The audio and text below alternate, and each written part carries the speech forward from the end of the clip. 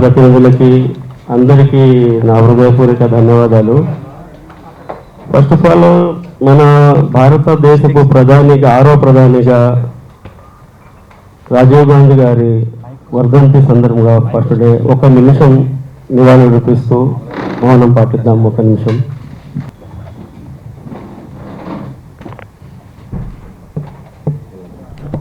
సినిమాతో నా జీవితం స్టార్ట్ అయింది సినిమా ఫీల్డ్లో.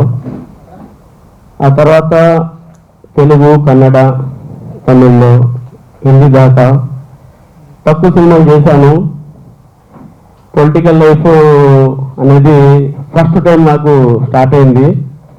The great YS Rajasekhara Reddy గారి ముద్దుబిడ్డ షర్మిలమ్మ గారి ద్వారా నా లైఫ్ స్టార్ట్ అయింది పొలిటికల్గా. సో అదే సందర్భంగా ఒక కొత్త మూవీ కూడా చేస్తున్నాను. ఏఆర్ రెహమాన్ మ్యూజిక్లో ఒక సాంగ్ బాంబేలో రికార్డింగ్ కూడా చేశారు. ఆర్టిస్టులు ఫైనల్ అవ్వలేదు. నిన్న నైట్ కూడా డిస్కస్ చేసుకున్నాము. అనుష్క హీరోయిన్గా అంటే ఫైనల్ అవ్వలేదు. విజయశాంతి గారితో ఇట్లా ప్లాన్ చేసుకున్నాము. ఆ ప్రపోజల్ నడుస్తుంది, ఇంకా ఫైనల్ అవ్వలేదు. మన విజేంద్ర ప్రసాద్ గారు, రాజమౌళి గారి ఫాదరు, దాని గురించి ఇంకా ఫైనల్ అవ్వలేదు. నా దగ్గర వాళ్ళు డిస్కస్ చేశారు. సో సంతోషంగా ఆ మూవీలో చేద్దాం అనుకుంటున్నాను. ఏం ఫైనల్ అయిద్దో మధ్యలో మీడియేటర్ ఏమైనా జరుగుతూ మాట్లాడుకుంటున్నారు కాబట్టి అతి తొందరలో నేను చెప్తాను మీ అందరికీ ఆ కాంబినేషను. సో మూవీ లైఫ్ అలా ఉంది, నడుస్తూ ఉంది. అన్నీ మీ కళ్ళ ముందు జరుగుతూ వచ్చినాయి. నాకు ప్రతి దాంట్లో ఏదో ఒకటి ఎక్కడో డాట్ పడతానే వచ్చింది. అది ఎందుకు పడతా వచ్చిందంటే నేను స్ట్రైట్ ఫార్వర్డ్గా ఉంటాను. కొంతమందికి నచ్చదు, వాళ్ళకి నచ్చాలని కూడా నేను ట్రై చేయను. నా లైఫ్ నేనుగా సింగిల్గానే ఉన్నాను. నా లైఫ్లో నా ఫ్యామిలీ, నేను, ఆ దేవుడు, ఆ మధ్యలో ఓన్లీ మా మీడియా మిత్రులు మీరే ఉన్నారు. నేను ఎవరిని పొగడేది కాదు, ఎన్ని మీకు తెలిసిందే. నాకు సంతోషం వచ్చినా మీ మీద షేర్ చేసుకుంటాను, నాకు బాధ వచ్చినా మీ మీద షేర్ చేసుకుంటాను. తర్వాత హైకమాండ్ నాకు తెనాలి కాంగ్రెస్ సీటు ఎమ్మెల్యేగా నేను బీఫామ్ ఇచ్చి నామినేషన్ వేసిన తర్వాత నన్ను నైట్ 24th నైట్ పంపించారు రాజంపేట. హైకమాండ్ నాకు అక్కడే నాకు ఇతను కరెక్ట్ అని పంపించారు. అక్కడికి వెళ్తే కూడా నేను చెప్తున్నా ఈ కాంట్రవర్సీ మాట ఎందుకు వస్తే అంటే మాట్లాడొద్దని మాట్లాడుతున్నా. అక్కడికి వెళ్తే అక్కడ లాంగ్వేజ్ ఏంది బీజేపీ వాళ్ళది, మన కిరణ్ కుమార్ రెడ్డి గారిది. నా కొడక ఇది మన ఆంధ్రజ్యోతి పేపర్లో కూడా న్యూస్ వచ్చింది ఆ రోజు. నా కొడక నువ్వు ఎక్కడి నుంచి వచ్చి ఇక్కడ పోటీ చేస్తావా, నువ్వు జాతీయ అధ్యక్షుడు అంటారా? నేను దేశ పౌరునండి, నేను ఒక కామన్ మ్యాన్ని. డెమోక్రసీలో మీరు ఎక్కడైనా పోటీ చేయొచ్చు. తెనాల్లో పోటీ చేస్తేనేమో నాదళ్ళ మనోహర్ గారి మీద అక్కడ వచ్చేయడానికి లేదు, నీ ఓటు హైదరాబాద్లో ఉంది. అక్కడికి వెళ్ళాను. అక్కడికి వెళ్తే అదే ప్రాబ్లం. సో అక్కడ పోటీ చేస్తే నైట్ వచ్చి ఇంకోటి ఏం చేశారు, నేను పోటీ చేస్తున్నానని చెప్పి డైరెక్ట్గా కలెక్టర్ గారి దగ్గర, నేను ఏదో నోటు మాటలు ఎప్పుడు మాట్లాడిన అబద్ధాలు మాట్లాడను. కలెక్టర్ గారి దగ్గర ఇటు పక్కన ఐజీ, డిఐజీ, కలెక్టర్ గారు ఇట్లా వరుసగా కూర్చొని ఉంటే నామినేషన్కి ఒకే రోజు ఉంది. ఒకే రోజు నామినేషన్ ఉంటే వచ్చేసి డైరెక్ట్గా 2 అడ్వకేట్లు వచ్చి లెటర్ ఇచ్చారు. ఏమని, ఇతను నామినేషన్ వేసిన ఫామ్లో 900 కోట్ల టర్న్ ఓవర్ ఉంది, బ్యాంకు బ్యాలెన్స్ 300 కోట్లు ఉందని. వీళ్ళు ఏమన్నా ఐటీకి ఇచ్చారు. ఐటీ వాళ్ళు తీసుకెళ్ళి నాకు నా అకౌంట్ సీజ్ చేశారు. 150 కోట్లు సీజ్, 200 కోట్లు చూపించమని. అని నోటి మాటలు చెప్పారు. ఇప్పుడు ఇది కూడా ఎట్లానే ఉంటుంది. నేను ఎక్కడన్నా వస్తే ఎందుకు కాంట్రాక్ట్ చేస్తున్నారు?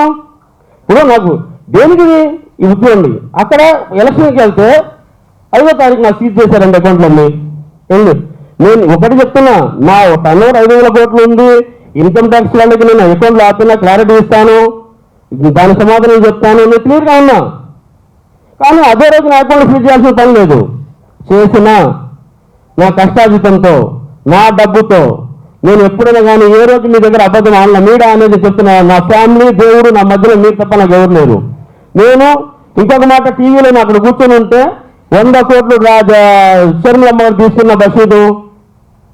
నేను కాంగ్రెస్ పార్టీలో నాకు టికెట్ ఇవ్వడమే పెద్ద దైవంగా భావిస్తున్నా. రెండోది, నేను హైకమాండ్లో కానీ కాంగ్రెస్ పార్టీ దగ్గర కానివ్వండి, షర్మిలమ్మ గారి దగ్గర కానివ్వండి, కాఫీ కాదు వాటర్ బాటిల్ తీసుకోవాలి. నేను నా వాటర్ బాటిల్ నేను కొనుక్కొని తాగుతా. ఎందుకు? దేవుడు నాకు ఇచ్చాడు, ఉంది.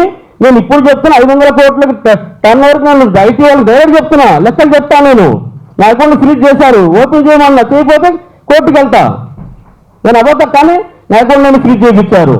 ఇప్పుడే కాదు, మొదటి నుంచి కూడా నేను నా లైఫ్లో రోడ్ నెంబర్ 7 దగ్గర చిన్నది నా ప్రాపర్టీ, దాన్ని కూడా ఒక ఇష్యూ చేసి రాస్తా ఉంటారు. నేనైనా మా అడగను, పోనీ నేనేందో నాకు తెలుసని.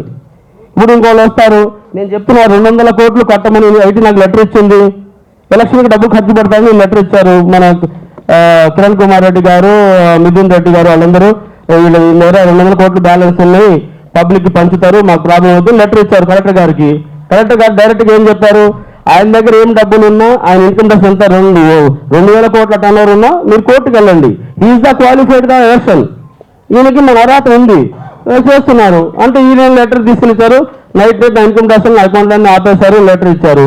సరే నేను ఎలక్షన్ తర్వాత రిలీజ్ చేస్తున్నాను అనుకున్నాను, నాకేదో నేను బాగానే ఉన్నాను, ఎక్కడో చేసుకున్నాను, క్యాంపెయిన్ చేస్తున్నాను, డే నేను పడుకోకుండా నేను 11 days దొరికితే 11 days కాన్స్టిట్యున్సీ మొత్తం రాయచోటి, రాజంపేట, మదనేపల్లి అన్ని తిరిగాను, క్యాంపెయిన్ చేశాను, నన్ను అందరూ అప్రిషియేట్ చేశారు. 11 daysలో 7 కాన్స్టిట్యున్సీ చేసి 7 ఎమ్మెల్యేలు ఉంటే 7 ఎమ్మెల్యేలు కూడా నా దగ్గర ఫస్ట్ డే ఉన్న తర్వాత నా దగ్గర రాకుండా చేశారు. అంత పాలిటిక్స్ చేశారు అక్కడ. నేనేంటంటే ఎవరేం చేసినా దేవుని నమ్మకం, ఇందాక మీకు అన్నట్టుగా నా పని నేను చేసుకుంటూ వెళ్ళాను, ఎలక్షన్ కంటెస్ట్ చేశాను, వచ్చాను. ఈ రోజుల్లో నేను ఒకటి చెప్తా, 7 days వెళ్ళినా 11 days వెళ్ళినా 100 and 200% రాజంపేటలో ఎంపీగా నేనే గెలుస్తా. అంత కాన్ఫిడెంట్ ఎలా చెప్తున్నా అంటే నాకు పబ్లిక్ సపోర్ట్ కానివ్వండి, నేను వెళ్ళింది కానీ ఒకవేళ 1% అయినా అది దేవుడు నా రాకనుకుంటా, కానీ నా పబ్లిక్ కానీ ఎవరికి తప్పను అన్ను. ఎందుకంటే అక్కడ అంత పాలిటిక్స్ ఉంది. సరే ఏ పాలిటిక్స్ అయినా నేను ఫస్ట్ టైం వెళ్ళాను కాబట్టి నా వంతు నేను చేశాను, 11 days చేశాను అనేది అది అందరికీ తెలుసు. సో అలా చేస్తున్నాం. ఇంకొక మాట నేను షేర్ చేస్తున్నది ఏంటంటే, నేను అక్కడ ఎలక్షన్లో మిథున్ రెడ్డి గారు, కిరణ్ కుమార్ రెడ్డి గారు వాళ్ళ మీద పోటీ అన్న, వాళ్ళు పెద్దవాళ్ళు అండి, వాళ్ళతో నేను పోటీ పడలేను, పిచ్చుక మీద బ్రహ్మాస్త్రం లాంటిదే అయినా నేను చేసుకుంటూ వెళ్ళాను. వెళ్ళిందంటే నా అకౌంట్లో ఆపి ఇంత ప్రాబ్లం చేశారు. సో అక్కడ కూడా ఏమైంది, నా సపోర్ట్గా ఉన్న మనిషిని కిడ్నాప్ చేశారు. వెళ్ళి పోలీస్ కంప్లైంట్ ఇస్తే కలెక్టర్ గారు నాకు సెక్యూరిటీ ఇచ్చి అతన్ని తీసుకొచ్చారు లాస్ట్ డే 29వ రోజు. ఎందుకంటే అదే అతను వెళ్ళిపోతే సపోర్ట్ వెళ్ళిపోతే మనం ఎలక్షన్ చేయడానికి ఉండదు కాంటెస్ట్.